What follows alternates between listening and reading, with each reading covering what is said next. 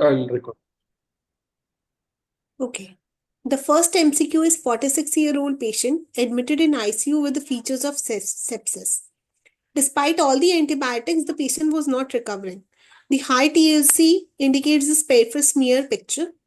So this is the peripheral smear picture you can see. So among these four options, you select one. You have to diagnose the disease, whether it is myelocystic leukemia, acute monocytic leukemia, acute basophilic leukemia, and acute megakardioblastic leukemia. Oh, Think okay. again, this is the picture you are getting. I did tell you about two types of cell which you will be getting in this picture. I hope you know the answer. You just tell me. The answer is acute promyelocytic leukemia, the first one. Why this answer is acute promyelocytic leukemia? As you can see, this is the 46-year-old patient, and the patient is already in sepsis. There is a high TLC. Patient is in ICU. So the patients of APML present with the sepsis profile, and they usually land up in DIC. This type of cell which we get in the peripheral smear is the bundle of these rods you can appreciate. These are actually the Fagot cells. Okay. Another feature which is demarcating and supporting this diagnosis is the presence of these buttock shaped cells. As I told you, a typical feature which is not seen in any other uh, APML is the presence of these buttock-shaped cells and the bunch of or rods which is called as the Fagot cell. So basically, the answer goes to acute promyelocytic leukemia.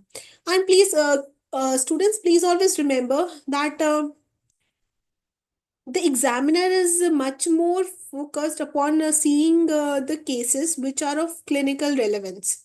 So APML is basically a diagnosis of exclusion.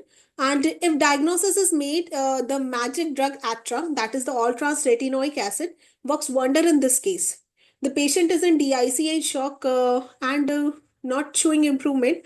But after you give a dose of an Atra, the patient shows dramatic improvement.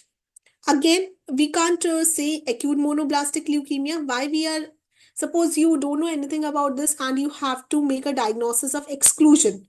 Okay, so how you will do? As you can see in the acute monoblastic leukemia, acute basophilic leukemia, and acute megakardioblastic leukemia, there is never the presence of these buttock cells, and the cells never show the bunch of the all rods. So it sometimes becomes not even knowing the diagnosis, you can make out the diagnosis of exclusion also. Okay, and another thing which you can appreciate is the presence of the promyelocytes. Okay, this is the hypogranular version of promyelocyte, and this is the granulated version of the promyelocyte. So basically, hypergranular form of APML, and this is the hypogranular form of APML. Then question number 2, diagnosis of AML includes all except. So as I told you earlier, and I was stressing upon in the recent updates that there are only uh, two AML, which includes that there is the presence of 20% of the cell. So diagnosis of AML includes all except the options are presence of 20% blast with NPM1 mutation, presence of 20% blast with SEPA mutation, presence of 20% blast with BCR-ABL1 mutation, presence of KM2A rearrangement irrespective of blast count. So first of all, I think you know the answer because earlier also we discussed that is 20% blasts are required in two conditions only to diagnose it as a AML.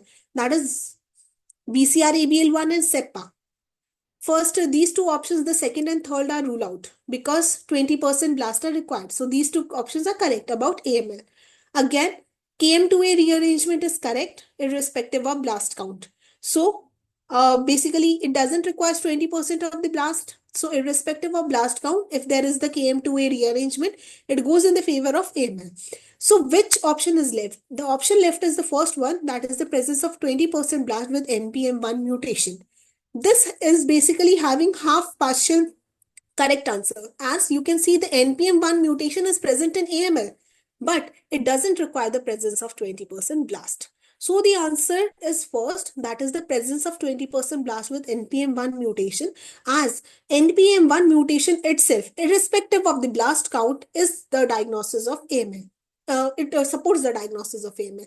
The mandatory 20% blast count is not required for diagnosing it as a AML with NPM1 mutation.